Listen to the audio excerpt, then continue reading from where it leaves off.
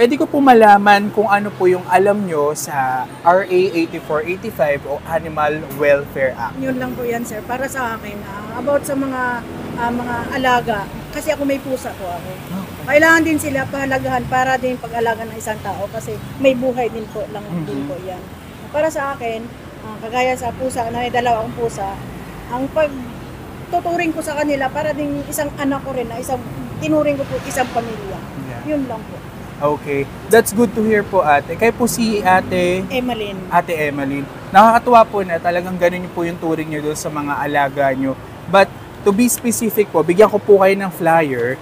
Ayan po yung ating Animal Welfare 8485 kung saan naka-specific na po dyan yung mga bawal, pagpatay, pagsagasa, Yes, pag-abundana, at even po yung pagpapabaya sa mga aso. Nandyan na rin po yung multa na mahigit 1 hanggang 3 taon ng pagkakakulong kapag napatunayan. Kung meron po kayong makita, kasi dumadami po ngayon yung mga animal cruelty sa online. Kung kaya nyo rin pong picturean, videohan yung during the situation ng animal cruelty, it will be better po para meron tayong evidences na magamit doon laban sa taong gumagawa pong yun.